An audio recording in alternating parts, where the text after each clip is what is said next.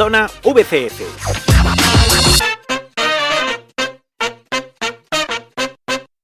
Hace 10 años desarrollé en mi libro Ya tenim equip una teoría sobre los brasileños blancos que han jugado en el Valencia.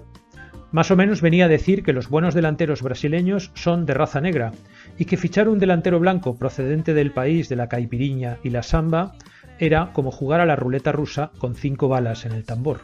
Esta teoría, por supuesto, no tiene ninguna base científica y solo sirve para el Valencia, ya que han existido a lo largo de los años magníficos delanteros de raza blanca nacidos en Brasil, como Bebeto, Tostao o Zico, pero ninguno de ellos ha jugado en el club valencianista. Mi disparatada teoría, además, se hace pedazos cuando nos fijamos en otras posiciones del campo y vemos que el Valencia ha tenido brasileños blancos que han jugado de defensas, centrocampistas o porteros y que han dejado una buena sensación en el aficionado por su rendimiento.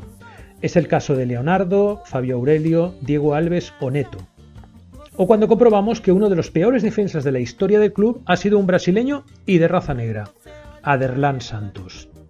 Sin embargo, el mejor ejemplo de que los delanteros brasileños han de ser negros lo tenemos en 2 futbolistas que llegaron al Valencia en los últimos años del siglo pasado, y a los que recordamos más por cuestiones anecdóticas que por su rendimiento dentro del terreno de juego. El primero de ellos se llamaba Antonio José Gómez de Matos, aunque todo el mundo lo conocía como Toni. Ya el nombre daba pocas esperanzas de su capacidad, porque un delantero brasileño necesita un nombre más exótico para triunfar, y no el mismo que el dueño del estanco de la esquina. Toni además venía del Guaraní, un equipo de segunda fila de la Liga Paulista, y no acreditaba grandes cifras goleadoras como para aterrizar en España y en un equipo como el Valencia. Cierto es que llegaba un equipo que solo 3 años antes había dado con sus huesos en la segunda división, pero la temporada anterior ya había demostrado su capacidad de regeneración acabando tercero en la liga. A Toni lo vendieron como un jugador habilidoso, trabajador y solidario, que podía complementar a Eloy y Penef en la delantera del equipo. Y Toni no empezó mal en el Valencia, pese a que desde el principio se vio que no era un goleador, que es lo que necesitaba el equipo. Su voluntarismo no bastaba, porque el futbolista no veía puerta, aunque ese pequeño detalle no parecía importarle a Víctor Espárrago, entrenador del equipo, quien lo alineó en 36 de los 38 partidos de liga. Toni respondió con 6 goles y sobre todo con una manera peculiar de celebrarlos. La lambada fue un baile de origen boliviano pero modificado en Brasil que llegó a España justo el año en el que Toni fichó por el Valencia, 1989. Su base eran movimientos ondulatorios del cuerpo de los bailarines quienes lo practicaban muy juntos, en una posición típica de arrimar la sardineta. Para los más jóvenes sería comparable al perreo actual, una manera de frotarse con la pareja de baile con la excusa danzarina. En las escasas ocasiones en las que Toni marcaba un gol, lo celebraba moviendo su cuerpo a la manera de los bailarines de lambada, baile al que, según sus propias declaraciones, era muy aficionado. Sus salidas nocturnas por Valencia, no demasiado escandalosas en comparación con algunos de sus compañeros de vestuario, siempre eran para frecuentar lugares de ocio en los que sonaran lambadas. De manera que Toni se convirtió en Toni Lambada, un apodo tan ridículo como sus prestaciones goleadoras. Toni Lambada pasó 4 temporadas en el Valencia, pero de él solo recordamos una gloriosa noche, en una eliminatoria copera contra el Celta en la que marcó 4 de los 5 goles de su equipo, 3 de ellos en apenas 15 minutos. Ni antes ni después de marcharse al Valladolid logró no solo superar, sino igualar o acercarse a aquel registro prodigioso.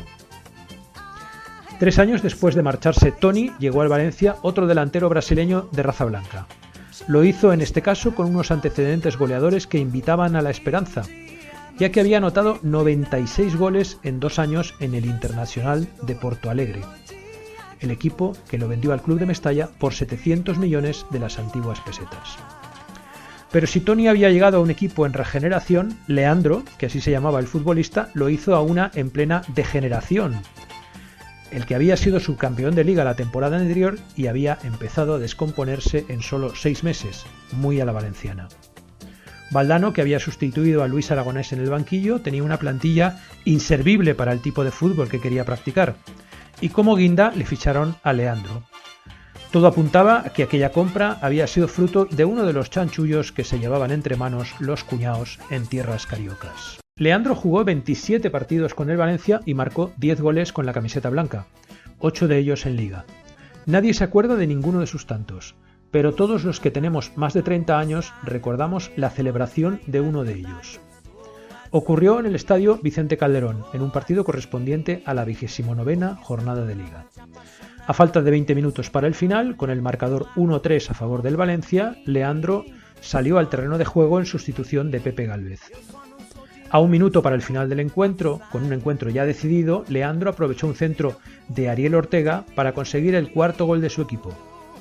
Para celebrarlo, corrió hacia la parte derecha del área atlética, se colocó a 4 patas e hizo un gesto como si fuera un perrito orinando en dirección a la grada. Aquel absurdo ritual ya lo había realizado después de marcarle al Compostela en su estreno goleador en Mestalla, solo un mes antes. Pero una cosa era hacerlo ante tu público, que se ríe, se lo toma chufla y hasta si es preciso te lanza un hueso desde la grada para que lo persigas, y otra oficiarlo en el Calderón delante de la grada de animación que ocupaba el Frente Atlético. Si la celebración contra los gallegos pasó desapercibida, la del Calderón salió en todos los informativos nacionales, como reprobación a un gesto que la prensa capitalina consideró una falta de respeto imperdonable. Leandro quedó marcado por aquella estupidez y aunque anotaría 5 goles más en Liga, que no celebró meando, tuvo un rendimiento irregular que con la remodelación que inició Valdano al verano siguiente terminó por apartarlo del equipo. Se marchó cedido al Sporting de Lisboa, luego al Tenerife y finalmente en 1999 fue traspasado al Flamengo, desde donde inició un periplo como trotamundos futbolero que lo llevó a Ucrania, México, Paraguay o Corea del Sur, destinos tan extraños para un futbolista brasileño como su peculiar manera de celebrar los goles.